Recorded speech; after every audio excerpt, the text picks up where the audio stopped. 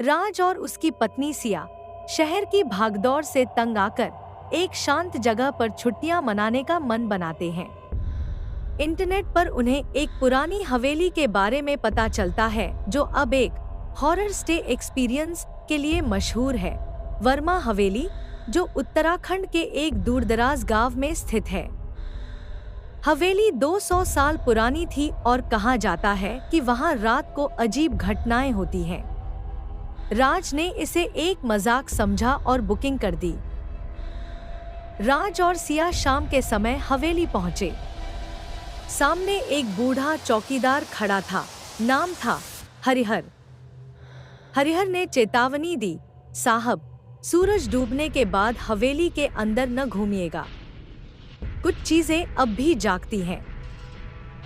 राज हंस पड़ा, बाबा, हमें डराना बंद कीजिए।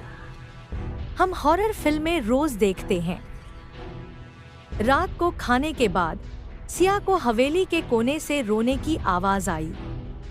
जब उसने रात से कहा तो उसने टाल दिया। लेकिन जैसे ही दोनों सोने लगे, अचानक कमरे का दरवाजा खुद ब खुद बंद हो गया।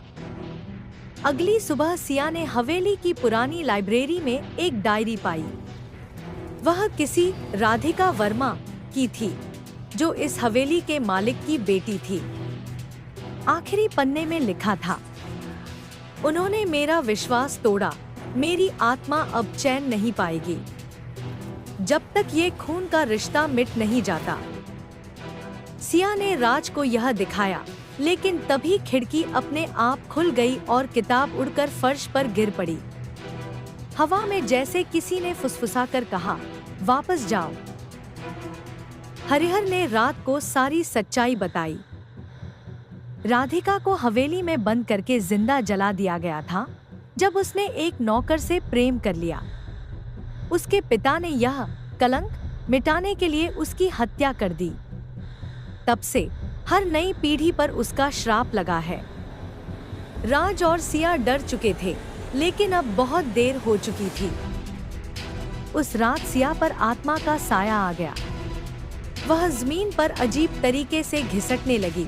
उसकी आंखें काली हो गईं और वह चिल्लाई, तू भी मरेगा, जैसे मेरे प्रेमी को मारा था। राज घबरा गया। उसने पंडित को बुलाया। पंडित ने बताया कि राधिका की आत्मा को मुक्ति तभी मिलेगी जब उसका अधूरा प्रेम स्वीकारा जाएगा। राज और सिया ने राधिका और उसके प्रेमी की एक साथ समाधि बनवाई